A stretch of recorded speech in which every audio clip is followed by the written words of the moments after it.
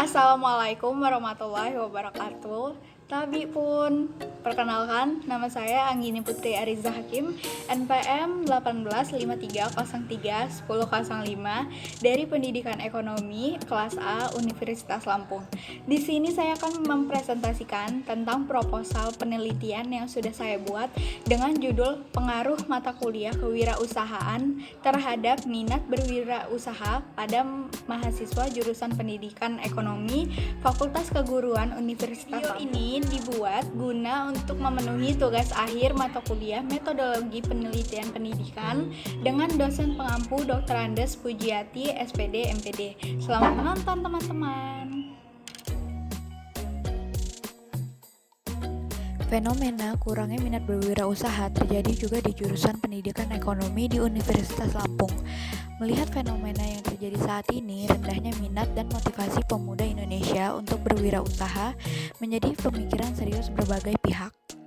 Peranan universitas dalam memotivasi lulusan menjadi seorang wirausaha sangat penting dalam menumbuhkan jumlah wirausaha. Dari latar belakang di atas, maka peneliti tertarik untuk melakukan penelitian lebih lanjut mengenai minat mahasiswa jurusan Pendidikan Ekonomi dalam berwirausaha.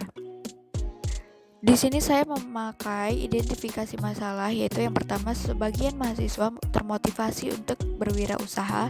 Yang kedua, beberapa mahasiswa masih ragu untuk memulai bisnis. Selanjutnya ada batasan masalah.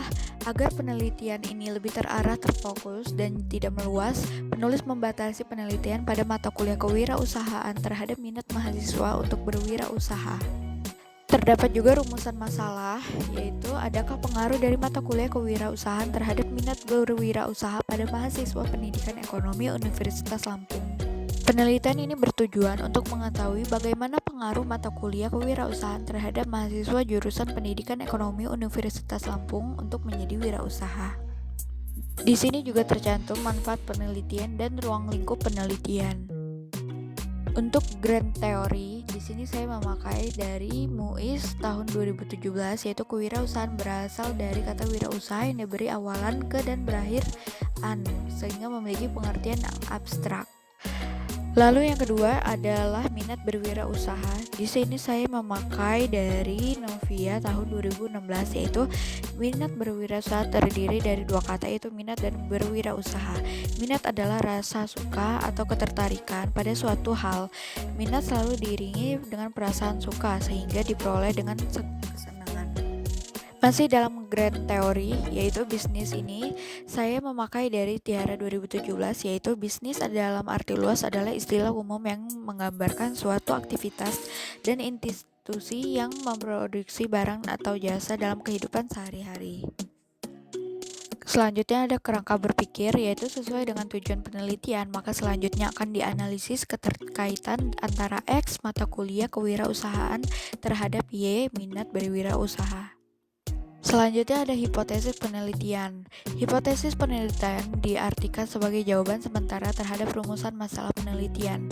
Berdasarkan kajian teori yang sudah saya paparkan di atas, maka peneliti memberikan hipotesis ada pengaruh antara mata kuliah kewirausahaan terhadap minat berwirausaha pada mahasiswa jurusan Pendidikan Ekonomi Fakultas Keguruan Universitas Lampung. Dan berdasarkan teori di atas disimpulkan bahwa rasa minat berwirausaha berasal dari dorongan keinginan untuk mandiri atau memenuhi kebutuhan hidupnya tanpa merasa khawatir dengan resiko yang akan terjadi. Metode penelitian. Penelitian tentang pengaruh antara mata kuliah kewirausahaan terhadap minat berwirausaha pada mahasiswa jurusan pendidikan termasuk penelitian kuantitatif.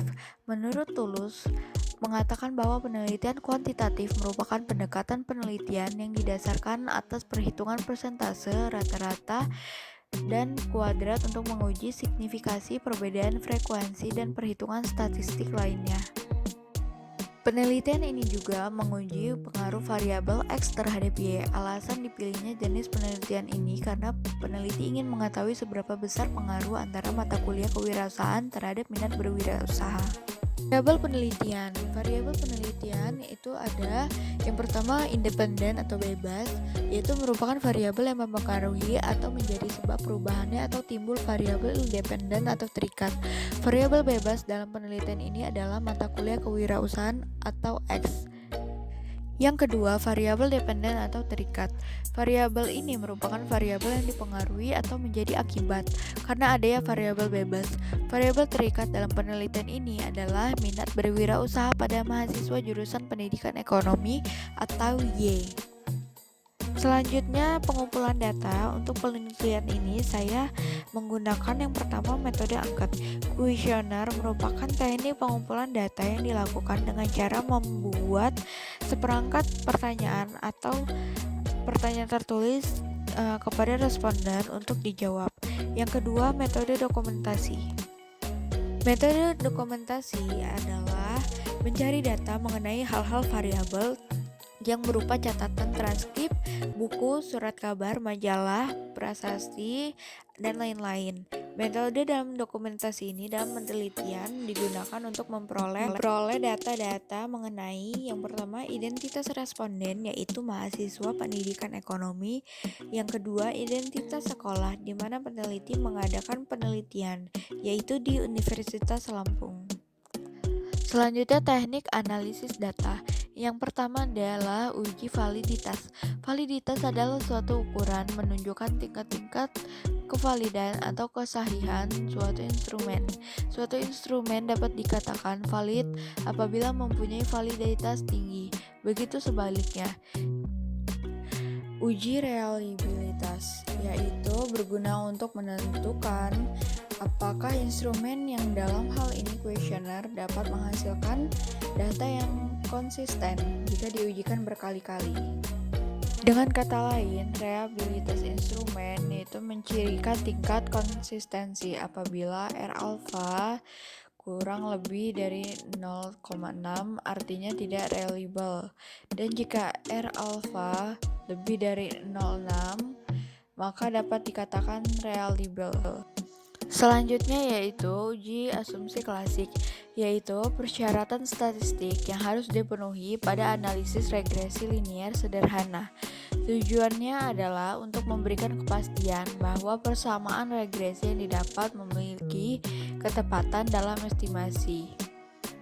Uji asumsi yang digunakan dalam penelitian ini adalah uji normalitas data dan linearitas data dan uji heterodokdesitas. Selanjutnya ada normalitas data, yaitu tujuan dari uji normalitas untuk melihat apakah data berdistribusi normal atau tidak dan untuk menentukan apakah data layak atau tidak untuk dianalisa. Pengujian normalitas menggunakan teknik analisis Kolmogorov-Smirnov dan untuk perhitungannya menggunakan program SPSS 19 for Windows. Uji linearitas data. Uji linearitas data digunakan untuk mengetahui apakah variabel independen dan variabel dependen mempunyai hubungan linear atau tidak. Kriteria pengujian linearitas adalah jika value pada masing-masing variabel independen lebih besar daripada nilai taraf signifikan 0,05, maka hubungan antara variabel independen terhadap variabel dependen adalah linear. Selanjutnya adalah uji hipotesis. Yang pertama adalah analisis uji T. Uji statistik T pada dasarnya menunjukkan seberapa jauh hubungan satu variabel independen secara individual dalam menerangkan variabel dependen. Menurut Ghazali 2009. Dalam penelitian ini, pengujian pengaruh variabel independen yang terdiri dari mata kuliah kewirausahaan atau X berpengaruh terhadap minat berwirausaha pada mahasiswi jurusan Pendidikan Ekonomi yaitu Y.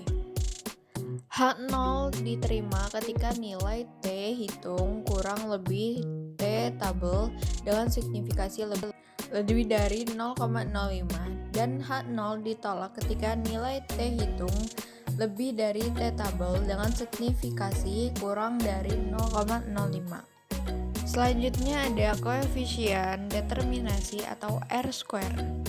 Koefisien determinasi atau R pangkat 2 pada intinya mengukur seberapa jauh kemampuan model dalam menerangkan variasi-variasi variabel independen. Nilai koefisien determinasi adalah antara 0 dan 1. Tujuan menghitung koefisien determinasi atau R-square ini adalah untuk mengukur seberapa besar pengaruh variabel X terhadap Y. Oke, baiklah teman-teman, sekian presentasi dari penelitian saya yang berjudul Pengaruh Mata Kuliah Kewirausahaan terhadap Minat Berwirausaha pada Mahasiswa Jurusan Pendidikan Ekonomi Fakultas Keguruan Universitas Lampung. Mohon maaf apabila terdapat kesalahan pengucapan kata. Saya akhiri. Wassalamualaikum warahmatullahi wabarakatuh. Terima kasih semuanya yang sudah menonton video ini.